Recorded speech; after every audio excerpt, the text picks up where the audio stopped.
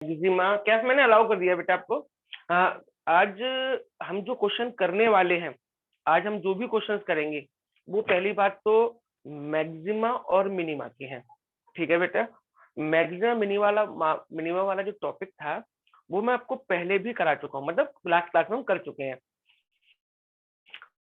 Question मैंने start किए थे वो छोटे छोटे वर्ड प्रॉब्लम थी, और आज मैं जो क्वेश्चन आपको स्टार्ट करने वाला हूँ मैक्सिमम मिनिमा के, वो सारे लॉन्ग क्वेश्चंस में से हैं।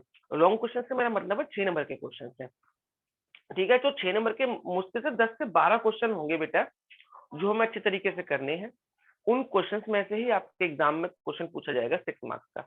ठीक है, तो ये 10-12 जो कुछ जितने क्वेश्चन मैं आपको कराऊं 6-6 नंबर वाले, इन सभी क्वेश्चन को ढंग से करना है ना, मतलब प्रॉपर नोट करना और इनकी प्रैक्टिस भी करते रहना, क्योंकि इनमें से क्वेश्चन बेटा 6 मार्क्स का आपका आना ही आना है। ठीक है, तो मैं क्या करूंगा, मैं पहले आपको क्वेश्चन भी लिखवाऊंगा, पूरा पूरा क्वेश्चन आप नोट करना, नीचे प्रॉपर सॉल्यूशन करना। ठीक है, आप क्वेश्चन नंबर चक्कर में मत पड़ो।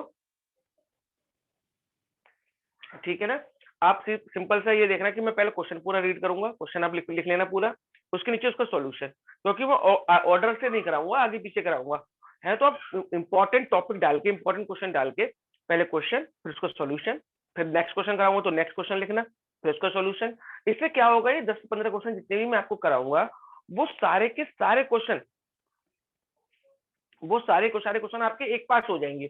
और जब आपको उनकी प्रैक्टिस करनी है, तैयारी करनी हो, तो आपको बुक उठाने की जरूरत नहीं पड़ेगी कि कौन सा क्वेश्चन है। वैसे आप क्वेश्चन नंबर डाल दिया आपने तो बुक भी ढूंढोगे पहले, तो आपके पास प्रॉपर क्वेश्चन लिखा होगा और नीचे उसका सॉल्यूशन भी होगा। तो आपको ना तो बुक ढूंढने की जरूरत पड़ेगी उस टाइम पे इन क्वेश्चन की। ठीक है, और इंपॉर्टेंट क्वेश्चन भी है, तो आप क्वेश्चन नोट करो, मैं क्वेश्चन लिखवा रहा हूँ। वैसे ये सारे क्वेश्चन बुक में है, ऐसा नहीं है कि मैं ये कह रहा हूँ कि बुक में नहीं है, ये सारे के सारे क्वेश्चन बुक्स में है ना। फिर भी मैं बस ये चाहता हूँ कि आप क्वेश्चन लिख लें पहले एक बार। ठीक है, क्वेश्चन लिखें। वैसे हमारी बुक का जो क्वेश्चन आपको लिखवा रहा हूँ वो क्वेश्चन नंबर 72 है। क्या है बेटा, क्वेश्चन नंबर 72। लेकिन फिर भी मैं जैसे मैंने कहा आप लिखिए क्वेश्चन को, क्वेश्चन डालो और लिखो। प्रूव दैट, क्वेश्चन लिखिए पहले, prove that all the rectangles, prove that all the rectangles inscribed in a given fixed circle, in a given the fixed circle, the square has the maximum area, square has the maximum area। ये था बेटा हमारा question, और ये question number हमारी book का 72 है। ठीक है, अब मैं इस क्वेश्चन को करूंगा कैसे, समझाता हूं। पहले क्वेश्चन का मतलब क्या है, क्वेश्चन समझना है, मैं इसको आपको डायग्राम के थ्रू समझाता हूं। पहले इस क्वेश्चन को आपने क्वेश्चन अच्छे से लिख लिया, ऑब्वियसली नीचे इसको सॉल्यूशन डाल के लिखना। क्वेश्चन में ये कहा गया है कि भाई एक सर्कल है, फिक्स सर्कल, मान लीजिए कोई सर्कल है। ठीक है, इस सर्कल के अंदर एक रेक्टेंगल बना हुआ है। इस सर्कल के अंदर बेटा क्या है, एक रेक्टेंगल बना हुआ है। ध्यान से समझना बेटा क्वेश्चन, एक सर्कल था और उस सर्कल के अंदर एक रेक्टेंगल बना हुआ है। उस रेक्टेंगल को मैंने ले लिया ए बी सी डी और ओ इस सर्कल का सेंटर है। O is the centre of circle, O तो हमारा सर्कल का सेंटर है, ए बी सी डी क्या है, रेक्टेंगल है। और इस जो सर्कल था उसकी रेडियस कितनी थी, आर। उस रेडियस मैंने क्या मान ली बेटा, आपको आर मान लिया कि उसकी रेडियस सर्कल की क्या है, आर है। तो आपको प्रूफ क्या करना है, आप इस क्वेश्चन में कहा क्या गया करने को, उन्होंने बोला कि भाई एक सर्कल है, उस सर्कल के अंदर एक रेक्टेंगल बना हुआ है। क्या बना हुआ है बेटा, एक रेक्टेंगल बना हुआ है। तो आपको बताना है कि इस रेक्टेंगल का एरिया जो अंदर बना हुआ है वो मैक्सिमम होगा। कब, पहले तो आपको ये प्रूफ करना है कि इसके अंदर जो रेक्टेंगल है उस रेक्टेंगल का एरिया मैक्सिमम होना चाहिए, पहली बात तो ये। और दूसरी बात क्या होनी चाहिए कि जो रेक्टेंगल है आपको वो स्क्वायर प्रूफ करके दिखाना है कि वो स्क्वायर है, यानी इस रेक्टेंगल का एरिया मैक्सिमम जब होगा जब ये रेक्टेंगल स्क्वायर बन जाएगा। ठीक है, तो सबसे पहले मुझे एक काम करके दिखाना है इस क्वेश्चन में कि जो रेक्टेंगल है इस रेक्टेंगल का एरिया मैं मैक्सिमम करूंगा। पहला काम तो मुझे ये करना है, तो कैसे करूंगा वो ध्यान से सुनना। ठीक है, तो पहले थोड़ा स्टेटमेंट है वो आप लिख लीजिए, जो मैंने सर्कल के जो डायग्राम बनाया है उसमें जो बताया वो लिखे। पहले लिखो, let O is the centre of circle, let O is the center of circle and R is the radius, and R is the radius of circle. ABCD is rectangle, ABCD is rectangle inscribed in a circle, inscribed in a circle, जो कि एक circle में बंद है, and length of the rectangle is x, length of rectangle is x, and breadth of rectangle, जो breadth है वो कितनी है, y है। ठीक है, length of rectangle is x and breadth of rectangle is y। ठीक है बेटा, अब एक बात ध्यान से सुनना, मेरी बात ध्यान से, ये r है तो ये भी बेटा क्या होगा, ये भी r होगा, क्योंकि ये भी रेडियस है। तो इसका मतलब ये पूरा क्या बन जाएगा, 2r। ये पूरी डिस्टेंस क्या बन गई बेटा आपकी, 2r बन गई, क्योंकि यहाँ से यहाँ तक r है, यहाँ से यहाँ तक r है, तो ये पूरी डिस्टेंस जो बनी हमारी वो क्या हो गई, 2r हो गई। क्या हो गई बेटा, 2r हो गई। अब हम क्या करेंगे, अब आगे बढ़े जरा। अब सबसे पहले आपको इस ट्राइंगल में, ट्राइंगल ABC, ये वाला ट्राइंगल आपको लेना है। तो लिखो पहले, in triangle ABC, in triangle ABC, ये वाला हमने ट्राइंगल ले लिया, ABC ट्राइंगल। इस ट्राइंगल के अंदर हम पाइथागोरस थ्योरम लगाएंगे। क्या लगाएंगे बेटा, पाइथागोरस थ्योरम। तो in triangle ABC by Pythagoras theorem, Pythagoras theorem को शॉर्ट में मैंने PGT लिख दिया है, पाइथागोरस थ्योरम।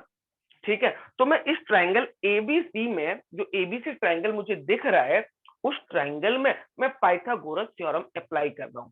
अब बेटा सुनना, पाइथागोरस थ्योरम होती क्या है, पाइथागोरस थ्योरम हमारी होती है h square equal to p square plus b square. तो मैंने पाइथागोरस थ्योरम यूज की, h square equal to p square plus b square.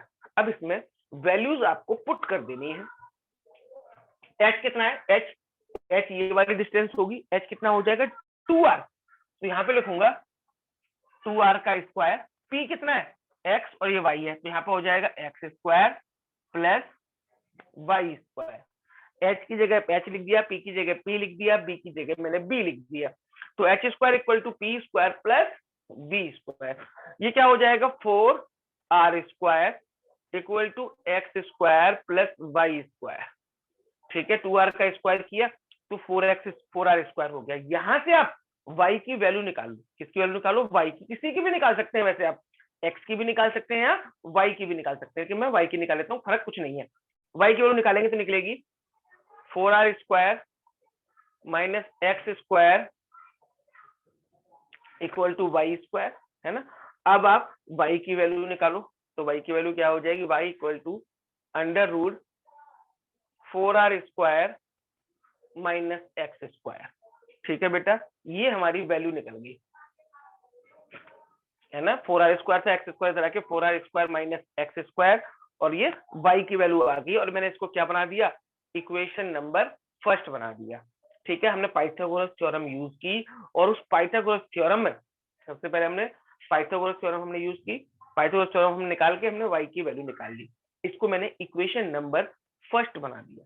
Equation number क्या बना दिया बेटा, फर्स्ट। अब मुझे क्या करना है, अब आगे देखेंगे।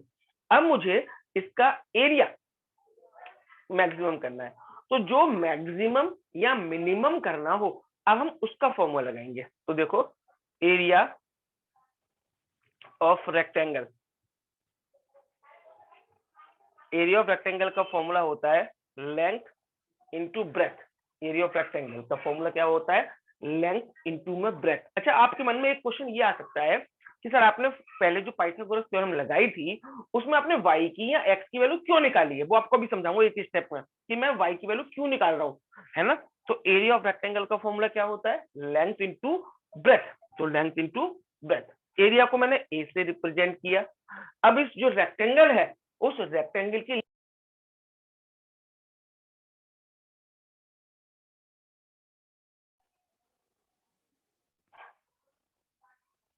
उस रेक्टेंगल की लेंथ को बेटा मैंने x माना था और ब्रेथ को मैंने क्या माना है, y माना है। तो यहाँ पर क्या हो जाएगा, x into y, area of rectangle, length x और ब्रेथ कितनी है बेटा हमारी y। अब देखो x और y दोनों आ गए। मैंने क्या बोला था, जिसको भी हमें मैक्सिमम या मिनिमम करना होता है उसमें एक ही वेरिएबल आना चाहिए, या तो x आना चाहिए तो y आना चाहिए। यहाँ पे x और y दोनों आ रहे हैं, तो हमें क्या करना पड़ेगा, किसी एक वेरिएबल को हटाना है। इसलिए मैंने किसकी वैल्यू निकाल ली थी, y की वैल्यू निकाल ली थी, है ना। तो अब आप यहाँ पे पहले y की वैल्यू पुट करें, put the value of y, put the value of y। आपको यहाँ पे y की वैल्यू पुट करनी है। तो y की वैल्यू पुट करो, क्या हो जाएगा बेटा, a इक्वल टू एक्स ऐसे का ऐसे, और y की जगह मैंने लिख दिया 4r² माइनस एक्स स्क्वायर। तो y की जगह पे y की वैल्यू हमने डाल दी, a equal to x under root 4r² minus x square. अब हम क्या करेंगे बेटा, अब एक बात देखो, मुझे इस एरिया को मैक्सिमम करना है ना, तो वही डेरिवेटिव वाला रूल करना पड़ेगा। लेकिन एक बात ध्यान से सुनो, अगर मैं इसका डेरिवेटिव करूं, अगर मैं इसका डेरिवेटिव करूंगा तो बेटा ये अंडर रूट में आ रहा है ना, और अंडर रूट का डेरिवेटिव करना थोड़ा सा मुश्किल लगेगा। तो इसलिए मैं क्या करूंगा, ये कोशिश करूंगा, क्या ये अंडर रूट में हटा सकता हूँ, मेरी कोशिश ये रहेगी। तो ये अंडर रूट हटाने के लिए मैं क्या करूंगा बेटा, squaring both side, squaring both side मैंने कर दिया ये अंडर रूट हटाने के लिए। तो इधर क्या हो जाएगा, ए स्क्वायर एक्स स्क्वायर, इसका अंडर रूट हट जाएगा 4r² माइनस एक्स स्क्वायर, ठीक है। एरिया का square equal to x square 4r² minus x square, under root लगा था, वो अंडर रूट हट गया। अब क्या होगा बेटा, देखो मैं थोड़ा सा स्टार्ट करता हूँ, इस एक्स स्क्वायर का तो अंदर मल्टीप्लाई कर देंगे, तो आएगा a square equal to 4r² x square minus x की पावर 4, ये आ गया। अब बेटा एक बात और, ये इक्वल टू में ए स्क्वायर है ना, इस ए स्क्वायर को भी, ये जो ए स्क्वायर है इसको भी मैं जेड मान सकता हूँ, और नहीं भी मानोगे तब भी कोई दिक्कत नहीं। तो मैं क्या करूंगा, let z equal to a square. तो जो ए स्क्वायर था मैं इसको जेड के इक्वल मान लिया, तो इक्वेशन क्या है, 4r² माइनस एक्स की पावर 4। ये लेट करने का फायदा ये है, तो डेरिवेटिव में आपको स्क्वायर नहीं लिखना पड़ेगा, अदरवाइज कोई दिक्कत नहीं, लिख भी देंगे तब भी कोई प्रॉब्लम नहीं है। तो अब आपकी बेटा फाइनल इक्वेशन ये बन गई, z equal to 4r² x square minus x की पावर 4, ये आपकी इक्वेशन आ गई बेटा। अब आपको ये इक्वेशन सॉल्व करनी है, मतलब इस इक्वेशन को मैक्सिमम करके दिखाना है। तो जो डेरिवेटिव का तरीका हमने सीखा था उसकी तरीके से करेंगे। एक बार बेटा प्लीज, आपने ये नोट कर लिया हो तो मैं रफ कर रहा हूँ, अगर नोट नहीं किया तो फटाफट से करो, क्योंकि अभी बड़ा काम है ना, तो वो करवाऊंगा मैं आपको। पहले एक बार अगर नोट नहीं किया हो तो नोट कर लो बेटा प्लीज, क्योंकि इधर का रफ कर रहा हूं मैं।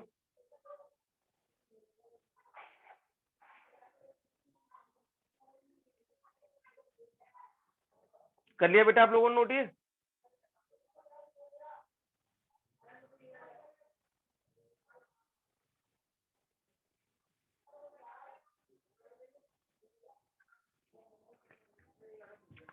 चलिए बेटा मैं इधर का रफ कर दे रहा हूँ।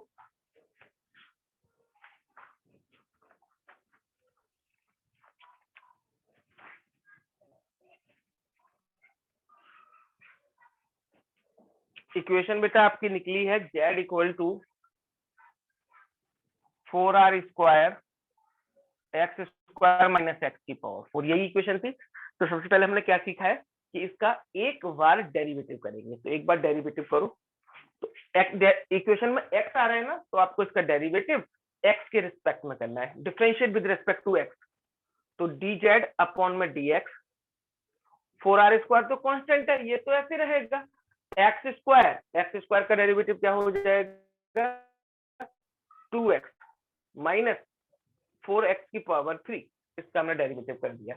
अब क्या करेंगे, ये हो गया कितना, 8r² माइनस 4x³। इसमें से बेटा 4x कॉमन ले लेंगे, 4x हमने कॉमन ले लिया। 4x कॉमन लेने के बाद क्या बचेगा, एक बार डेरिवेटिव तो यहाँ हो ही गया है ना, एक 4x कॉमन ले लिया, क्या बचेगा 2r² माइनस x²। ये आ गया बेटा एक बार हम डेरिवेटिव करने के बाद। एक बार डेरिवेटिव जब हो जाता है तब हम क्या करते हैं, उसको जीरो के इक्वल रखते हैं। तो नाउ dz अपॉन में dx इक्वल टू 0, ठीक है। तो ये 4x 2r² minus x² equal to 0, इसको हमने जीरो के इक्वल रख दिया। अब हम क्या करेंगे, यहाँ से जीरो के इक्वल रखा, पहले एक बार 4x को जीरो के इक्वल, एक बार इसको जीरो के इक्वल। तो यहाँ से तो बेटा x की वैल्यू 0 आ गई, यहाँ से तो हमारा x क्या निकल गया, 0 निकल गया। यहाँ से 2r² equal to x², minus का x² था, उस तक जाके प्लस का x² बन गया। यहाँ से x की वैल्यू निकालो तो क्या निकलेगी, √2r, x की वैल्यू ये निकलेगी बेटा, इसको हटा के इधर अंडर रूट लगा देंगे तो √2r, ठीक है। ये तो 0 आ गया तो ये तो रिजेक्ट हो जाएगा, क्यों, क्योंकि रेडियस मतलब ये x है वो लेंथ रेक्टेंगल की कभी 0 नहीं हो सकती है ना। तो x इक्वल टू हमारा 0 जो निकला है वो तो रिजेक्ट हो जाएगा, वो तो हमने रिजेक्ट कर दिया। x की वैल्यू √2r आ गई, ठीक है। अब हम क्या करते हैं, जब x की वैल्यू निकल गई तो उसके बाद क्या होता है, अगेन डेरिवेटिव, इसका डेरिवेटिव दोबारा से करना है। प्रोसेस वही चल रहा है जो लास्ट क्लास में हमने किया था, डिफरेंशिएट अगेन, दोबारा से डिफरेंशिएट करो बेटा इसको। तो d2z अपॉन dx² है ना, क्या हो जाएगा मेरे बेटा, इसका कर रहे हैं ना 8r² x का 1, तो 8r² माइनस 12x², इसका 4x क्यू का किया तो कितना आएगा 12x²। पुट करो बेटा, put the value of x, इसमें x की वैल्यू पुट करें, इसमें x की वैल्यू पुट करो। देखो आंसर माइनस में आ रहा है या प्लस में आ रहा है, put the value of x। तो 8r² माइनस 12 है ये x² की वैल्यू क्या है 2r²। देखना बेटा सॉल्व करके माइनस का 16r² आएगा। देखो सॉल्व करके बेटा माइनस का 16r² आया या नहीं आया, माइनस में आया है तो लिख दो d2z upon dx² is less than 0, इसकी वैल्यू 0 से कम है, इसकी वैल्यू 0 से कम है, therefore area will be maximum, area will be maximum at x equal to √2r। x की वैल्यू अगर √2r है तो इस रेक्टेंगल का एरिया मैक्सिमम होगा। यहां तक बेटा बताओ कोई प्रॉब्लम किसी बच्चे को, पहले यहां तक कोई बच्चा कुछ पूछना चाहता है तो पूछ सकता है मेरे से, पूछना है बेटा किसी बच्चे को। चलिए तो ये वाला क्वेश्चन, अभी क्वेश्चन कंप्लीट नहीं हुआ है। अभी क्या हुआ है बेटा, अभी हमने इस एरिया को, रेक्टेंगल के एरिया को मैक्सिमम किया है, तो ये रेक्टेंगल का एरिया मैक्सिमम हो गया। अब हम क्या करेंगे, अभी हमें इस क्वेश्चन में ये भी तो कहा था कि भाई ये जो रेक्टेंगल है वो क्या होना चाहिए, स्क्वायर होना चाहिए। क्या होना चाहिए बेटा, स्क्वायर होना चाहिए। अब आप मुझे ये बताओ कोई भी रेक्टेंगल स्क्वायर कब हो सकता है, कोई भी रेक्टेंगल स्क्वायर कब होता है, जब उसकी लेंथ और ब्रेथ दोनों क्या हो, सेम हो। इसकी लेंथ x और ब्रेथ कितनी है, y है। अगर x और y, ये x और ये y दोनों सेम आ जाए, दोनों की वैल्यू इक्वल आ जाए, तो इसका मतलब ये दोनों क्या होंगे, इक्वल हो जाएंगे। तो ये रेक्टेंगल क्या बन जाएगा, स्क्वायर बन जाएगा। तो मुझे एरिया मैक्सिमम करना था, मैं एरिया तो मैक्सिमम कर चुका, बस मुझे लेंथ और ब्रेथ दोनों इक्वल करने हैं। अब तो बेटा x की वैल्यू निकाल चुके हैं √2r। तो देखो मैंने स्टार्टिंग में फर्स्ट इक्वेशन बनाई थी ना, y की वैल्यू निकाली थी। अब आप पुट करो, put the value of x, put the value of x in equation number first. x की वैल्यू पुट कर दो बेटा फर्स्ट इक्वेशन में, और अब वहां से y की वैल्यू निकाल के देखो क्या आएगी। जो x की वैल्यू मैंने निकाली है, आप उस वैल्यू को फर्स्ट इक्वेशन में पुट करें और देखें y की वैल्यू क्या आएगी। करें बेटे फटाफट से, थोड़ा जल्दी करें बेटा, अभी एक क्वेश्चन और करवाना है मुझे।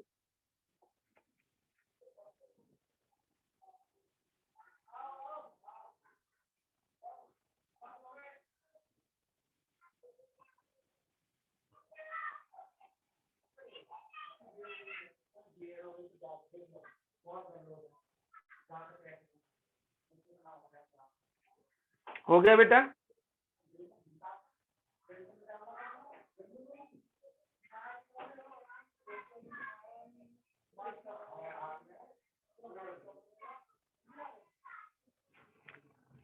हो गया बेटा ये?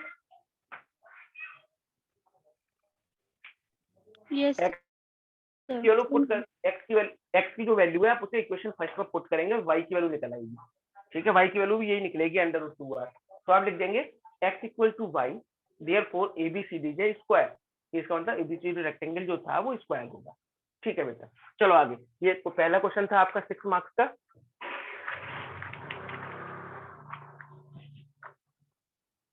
आगे चलते हैं, अब एक और क्वेश्चन लिखवाता हूँ। क्वेश्चन नोट करें पहले। मैंने क्या कहा था, पहले ऊपर क्वेश्चन लिखना फिर उसका सॉल्यूशन, पर एग्जाम टाइम पे तैयारी करने में बहुत हेल्प होगी बेटा आपकी ऐसे। चलो नेक्स्ट क्वेश्चन लिखते हैं।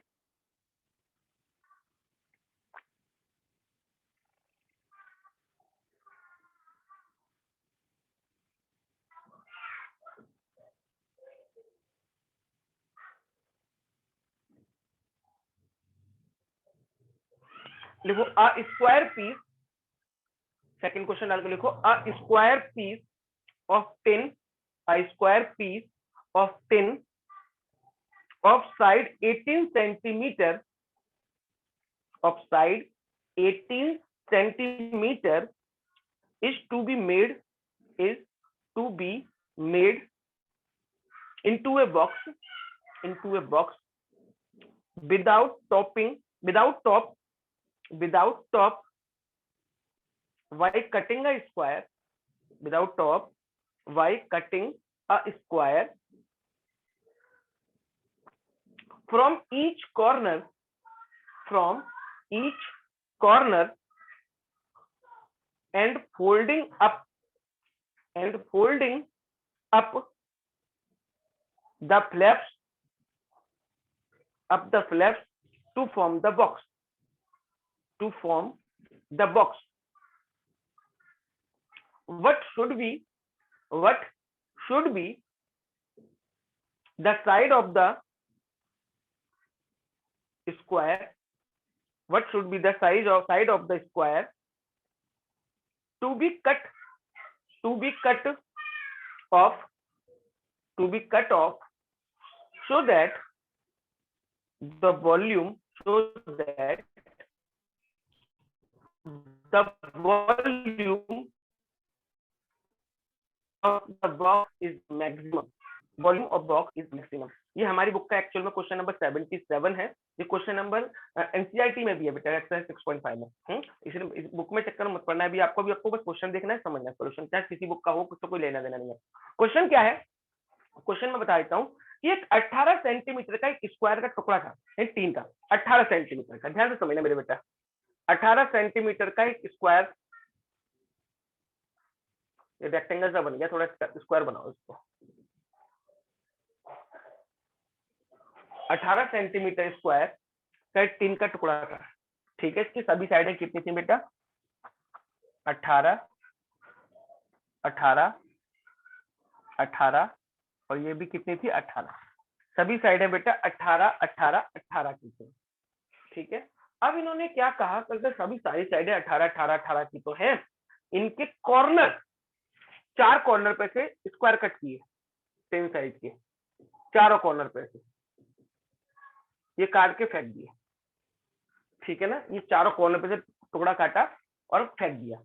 फिर जो बचा उसको ऊपर की तरफ फोल्ड किया, यानी जो पोर्शन बचेगा उसको आपने ऊपर की तरफ फोल्ड करके एक बॉक्स बनाया, और उसमें ऊपर टॉप तो है नहीं, यानी बॉक्स बनाया बन जाएगा आपका। तो ये पूछ रहे हैं कि इसका कितने कितने बड़े स्क्वायर आपने कट किए हैं चारों तरफ, आपने चारों तरफ कितने बड़े बड़े स्क्वायर कट किए हैं, जिससे जो बॉक्स आपने बनाया है, जो बॉक्स आप बनाएंगे उसका वॉल्यूम मैक्सिमम हो, उसका वॉल्यूम क्या हो, मैक्सिमम हो। तो लिख लो, let the size of, let the size of cutting square, let the size of cutting square equal to x centimetre. मैंने क्या मान लिया कि आपने जो स्क्वायर के साइज, जो स्क्वायर कट किए हैं उनके साइज की साइड, साइड जो है उनका साइज है x सेंटीमीटर का, यानी कि ये भी x, ये भी x। स्क्वायर कट करें सभी साइडें इक्वल होंगी, x x सबकी, x x x x, x centimetre size के आपने स्क्वायर कट कर दिए। ठीक है, अब मुझे बताओ कि भाई